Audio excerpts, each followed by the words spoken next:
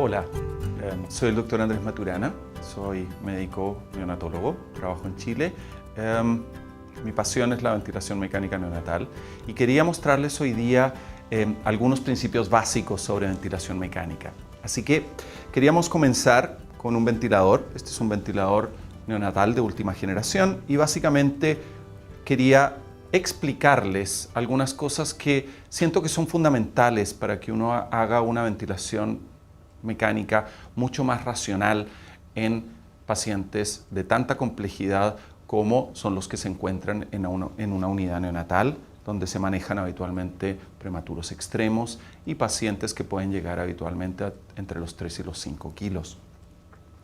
Empecemos por ver que un ventilador neonatal básicamente es una máquina que genera una diferencial de presión. Y esa diferencial de presión va a ser finalmente la que insufla a un pulmón. Y acá tenemos representado un pulmón artificial que para fines de esta demostración va a simular nuestro paciente. Ahora, un ventilador mecánico como este, lo que hace en general es administrar presión.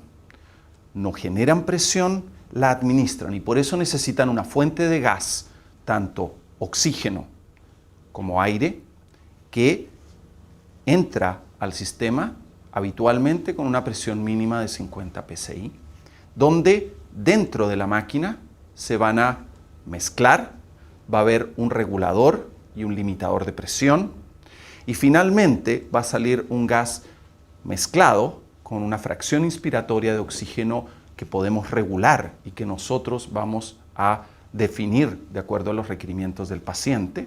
En un ventilador como este lo vamos a definir tanto mecánicamente a través del regulador de presión, pero también va a haber un sensor de fracción inspirada de oxígeno que va a corroborar realmente lo que nosotros estamos administrando a ese paciente. Después de eso va a salir un gas mezclado.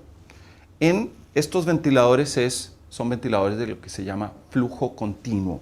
Y vamos a tener básicamente una salida inspiratoria o rama inspiratoria. Llega a la humidificación, que es un humidificador estándar, donde el gas que está siendo circulado por este circuito adquiere la cantidad de humedad que necesita.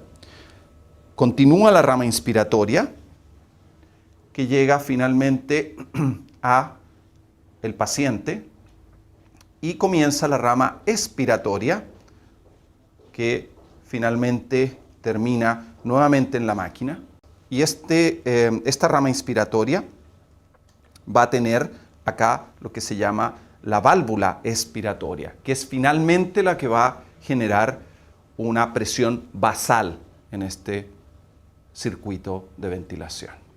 Ya entendimos entonces cómo ingresa el gas a el pulmón de un recién nacido ventilado.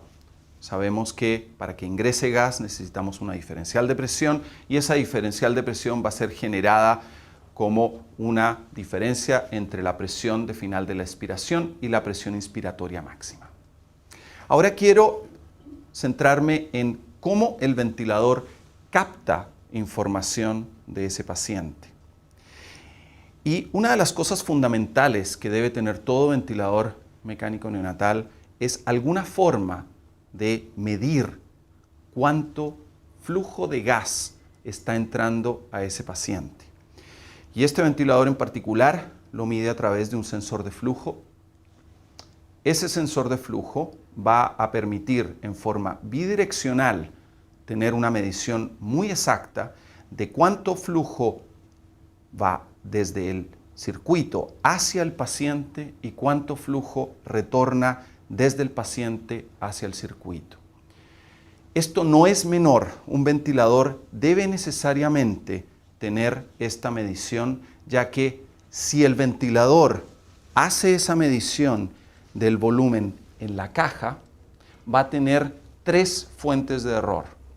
La primera, un volumen, por muy exacto que sea medido en la caja, va a tener la primera fuente de error, que es la compresibilidad del gas. el gas en el circuito se puede comprimir. Entonces el volumen que yo medí a la salida va a perder fidelidad en el momento en que parte de ese volumen va a comprimirse y por ende a perder exactitud, a perder volumen si la medición está hecha a nivel de la caja. La segunda, el circuito va a tener una cierta distensibilidad y por ende va a atrapar parte de ese volumen. Segunda potencial fuente de error. Y recordemos que en recién nacidos usamos tubos endotraqueales que son sin el balón de fijación y por ende tienen fuga en un porcentaje no menor. Por ende, el flujo que entra al pulmón realmente va a ser medido de una sola manera, va a ser restándole al flujo que ingresa el flujo que egresa. Y esa diferencial va a ser el porcentaje de fuga. Y eso lo puede medir el ventilador de una manera muy exacta con un sensor bidireccional como este.